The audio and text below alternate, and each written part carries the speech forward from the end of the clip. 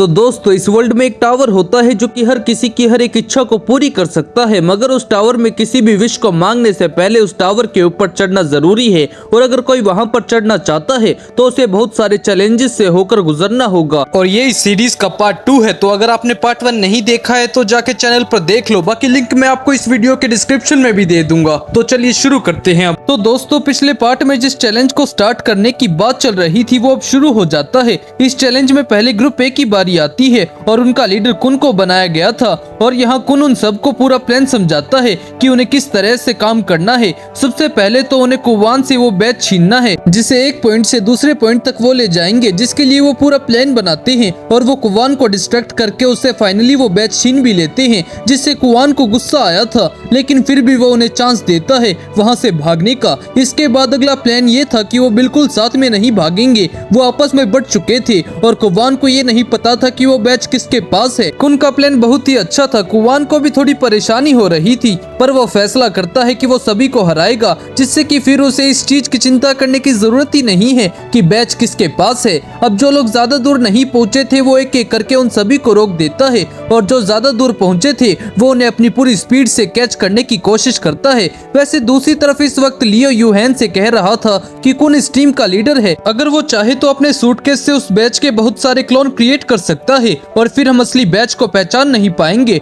पर यूहेन बताती है कि नहीं, ये सेंजो पावर से बना है, इसलिए इसकी कॉपी नहीं बनाई जा सकती। और अब हम देखते हैं कि कुवान किस तरह से कुन को पकड़ लेता है। मतलब अब वो कुन के पास पहुंच चुका था, पर कुन कहता है कि बैच उसके पास नहीं है, बैच तो एनोक के पास है और एनोक यहाँ ब्रिज के नीचे है और वो नीचे के रास्ते से बाहर जा रही है। अभी वो रास्ता उनसे बस थोड़ा ही दूर था और अब कुवान के पास भी कोई और रास्ता नहीं था, क्योंकि उसे एनोक को पकड़ना ही होगा। और दूसरी चीज ये है कि ये कंफर्म भी नहीं था कि एनोक के पास ही वो बैच है। यहाँ पर कुवान को भी कुन पर थोड़ा डाउट था, इसलिए वो उसकी बात नहीं मानता, लेकिन वो कुन को भी उस ब्रिज के नीचे ले जाने लगता है। मगर इतने में ही हम देखते हैं कि एनोक जो कि वहीं पर छुपी हुई थी वो वापस ऊपर आती है और अपने उस खास सीरीज वाली स्वॉर्ड की मदद से कुन को बचा लेती है। और इसके बाद अब वो बैच लेकर सीधा उस जगह के एंड तक जा रही थी, मगर वो सामने देखती है कि इतने में ही वहाँ पर कुवान भी आ गया था। कुवान सच में बहुत ज्यादा तेज भागता है और यही उसकी स्पेशल पावर थी। यहाँ पर वो एनोक के हाथ से उस बैच को छीन लेता है और इस वजह से उसकी टीम भी यहीं पर हार जाती है। वैसे हम देखें तो कुन ने बिल्कुल सच बताया था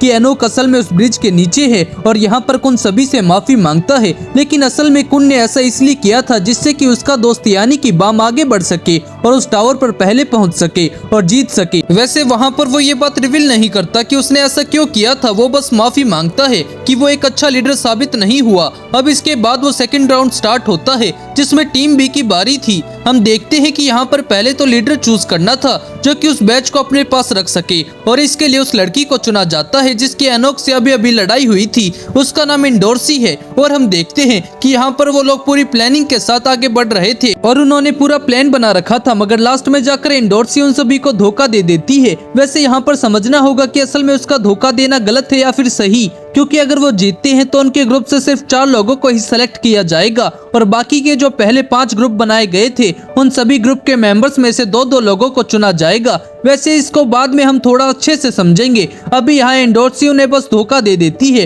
और वो बाम को भी समझाती है कि अगर वो रेचल के साथ इस टावर के ऊपर पहुंचना चाहता है तो उसे भी ऐसा ही करना होगा, क्योंकि आखिर में बहुत कम लोग वहाँ पर पहुँच पाएंगे। बाम को कुछ भी समझ में नहीं आ रहा था और वो नहीं चाहता था कि वो अपने ही दोस्तों को धोखा दे, मगर इंडोर्सी किसी पर भी दया नहीं दिखा रही थी और अब बाकी लोग भी उस पर हमला करने लगे थे, जिसका वो उल्टा जवाब भी दे रही थी। लास्ट में क्या होता है कि अचानक से वहाँ पर हो आ जाती है और यहाँ पर हम देखते हैं कि हो ने रेचल को पकड़ रखा था। हो को रेचल की लोकेशन का पता चल गया था और यहाँ पर वो उसके ऊपर चाकू ताने हुई थी। ये चीज जब बाम देखता है तो वो बहुत हैरान होता है, क्योंकि वो भी उसकी दोस्त है। उससे समझ में नहीं आया था कि आखिर हो ऐसा क्यों कर रही है। वो आगे बढ़ता है उसे बचाने के लिए, लेकिन यहाँ पर कुवान आगे आकर बाम को फ्रीज कर देता है, क्योंकि वो चाहता था कि ये गेम और इंटरेस्टिंग हो सके। यहाँ पर हम देखते हैं कि रेचल जब वहाँ से भागने की कोशिश कर रही थी और बचने की कोशिश कर रही थी, इतने में ही गलती से हो उसे चाकू मार देती है और उसे वो चाकू लग चुका था। बाम ये देखकर हैरान था। वो तुरंत ही उस मैजिक स्पेल को तोड़ते हुए आगे बढ़ता है और जिस मैजिक स्पेल का यूज कुवान ने बाम के ऊपर किया था उसी सेम स्पेल को बाम अभी हो के ऊपर करता है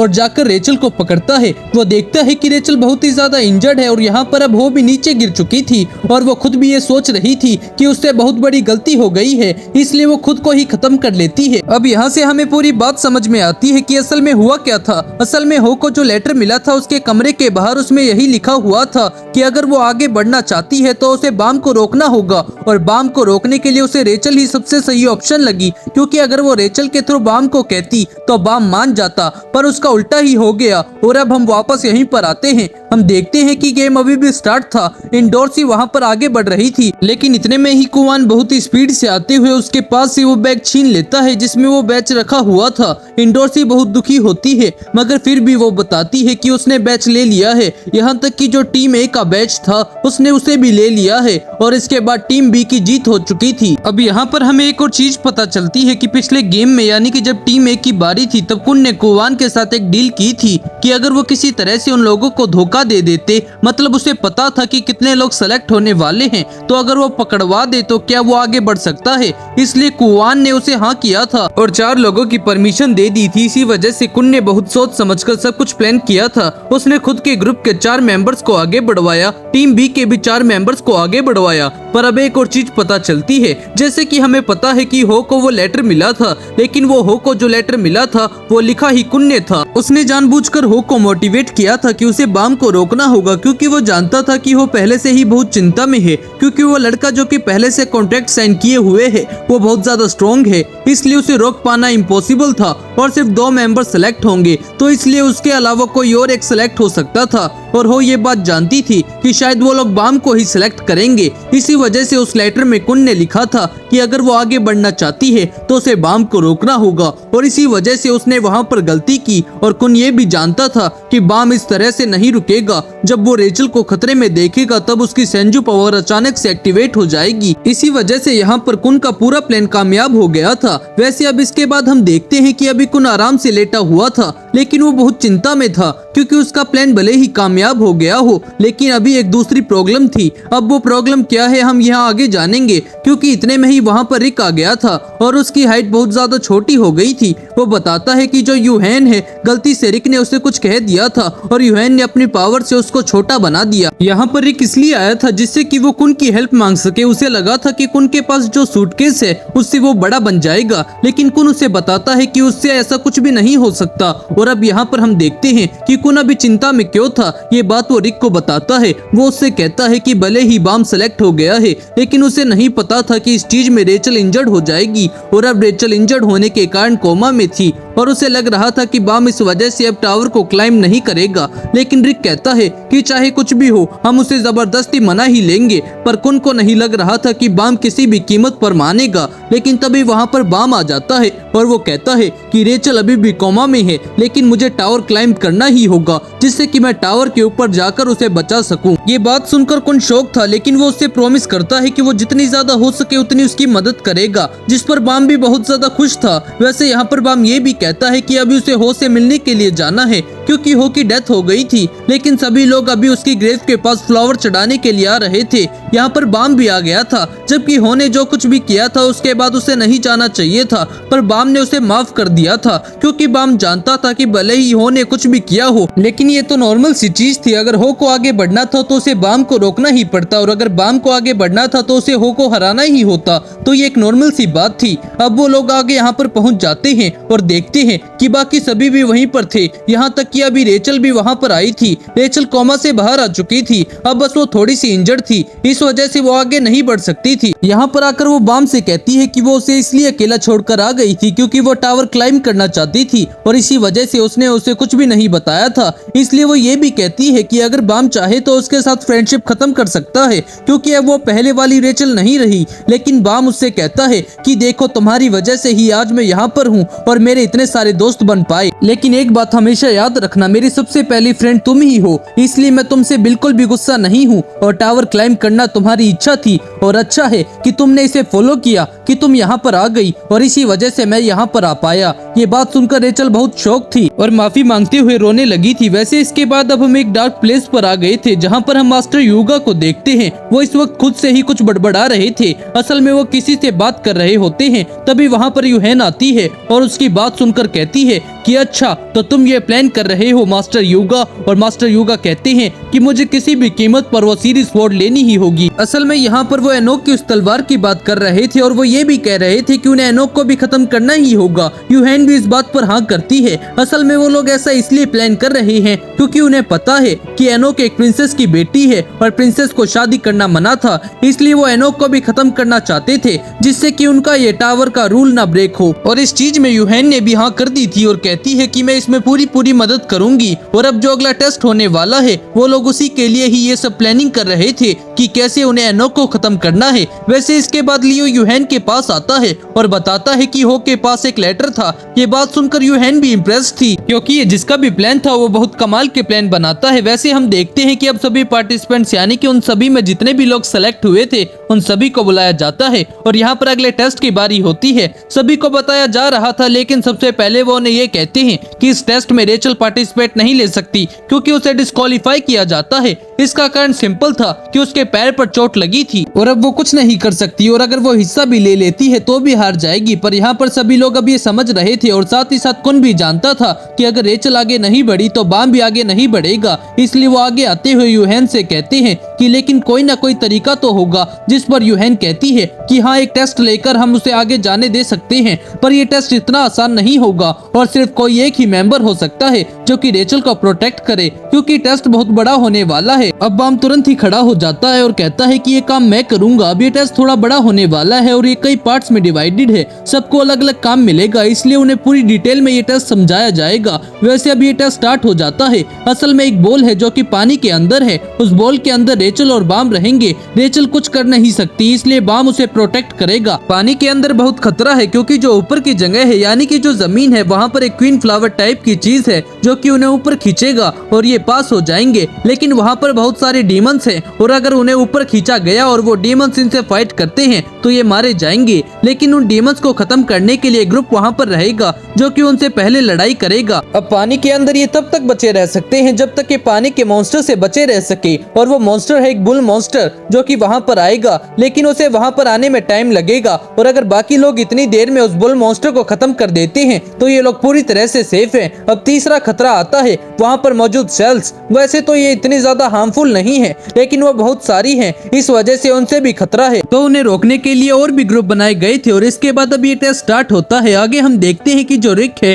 और उसका जो ग्रुप है वो सभी ऊपर थे, मतलब उस गॉब्लिन वाले एरिया में थे और उनसे फाइट करने के लिए वो सभी पूरी तरह से तैयार थे। उन सभी गॉब्लिन्स को खत्म करने के लिए यहाँ नीचे इनके ग्रुप का एक लड़का भी इस वक्त उस बुल मॉन्स्टर से फाइट कर रहा था क्योंकि बुल मॉन्स्टर उसके रास्ते में आ गया था। पर जो बुल मॉन्स्टर है वो उस पर बिल्कुल ध्यान नहीं दे रहा था क्योंकि वो इतना ज्यादा स्ट्रॉन्ग था कि उसे हरा पाना इसके बस की बात नहीं थी। इसलिए वो बुल मॉन्स्टर यहाँ पर रुककर टाइम वेस्ट नहीं करना चाहता था। फिर वो आगे बढ़ जाता है और कुछ देर के बाद वो लड़का उसका पीछा कर रहा था। इतने में ही वो बुल मॉन्स्टर वहाँ से गायब हो चुका था। अब तीसरी तरफ हम आते हैं, कुछ लोग सील से लड़ाई कर रहे थे। तभी हम देखते हैं कि बुल मॉन्स्टर को एनोक देख लेती है और उसके पीछे भागती है उसे खत्म करने के लिए, पर बुल मॉन्स्टर फिर से कहीं गायब हो जाता है। तभी वहाँ पर एंडोर्सी भी आ जाती है और उन दोनों में शर्त लगती है कि वो दोनों बुल मॉन्स्टर को ढूंढेंगे और जो भी पहले उसे खत्म कर देगा वो जीता हुआ माना जाएगा। इनाम के तौर पर अगर जैसे इनोक जीतती है तो इसके बदले इंडोर्सी पूरी लाइफ टाइम के लिए उसकी सर्वेंट बन जाएगी,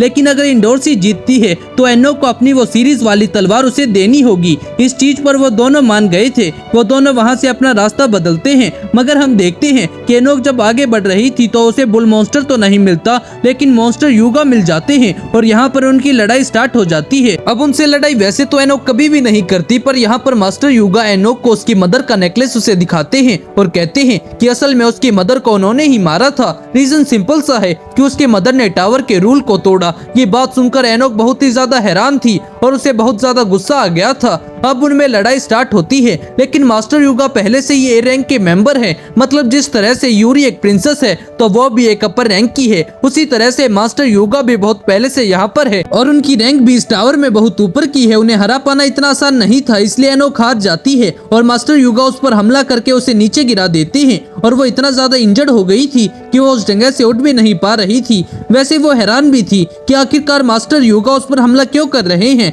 लेकिन फिर मास्टर युगा खुद ही बता देते हैं कि असल में प्रिंसेस को ये सब करने की परमिशन नहीं थी, लेकिन फिर भी उसने शादी की और इसके बाद एनोक हुई और इसी वजह से वो एनोक को खत्म कर रहे हैं, जिससे टावर का रूल हमेशा चलता रहे और कोई भी फिर से रूल तोड़ने की हिम्मत ना करे। वैसे तभी वहाँ पर एंडोर्सी आ गई थी। एनोक को उम्मीद तो नहीं थी, पर वो यहाँ पर उसकी मदद करने के लिए आई थी। वो उसकी तलवार उसे दे देती है और अब वो मास्टर युगा पर हमला करने लगती है, मगर वो भी उसके सामने कुछ नहीं थी। इतने में ही वहाँ पर अब यूरी भी आ गई थी। उसका ग्रुप यहाँ पर पहुँच चुका था। यूरी युगा से ज्यादा ताकतवर है और वो युगा को रोकती है। वैसे हमें पता चलता है कि असल में सिर्फ यूरी ही यहाँ पर आई थी और जो गोल्ड है और वो बाकी का लड़का वो इस वक्त यहाँ पर यूहैन से मिलने के लिए आए थे। वो यूहैन को बताते हैं कि हम यहाँ बीच में अचानक से इसलिए आए हैं क्योंकि हमें हमारी ब्लैक स्वॉर्ड वापस चाहिए। यूहैन इस पर मान जाती है और हम आगे देखते हैं कि यूरी की और मास्टर युगा की फाइट चल रही थी। यूरी उसे खत्म करने वाली थी कि तभी वहाँ पर गोल्ड का फोन आता है और वो कहता है कि मास्टर युगा को खत्म करने की जरूरत नहीं है,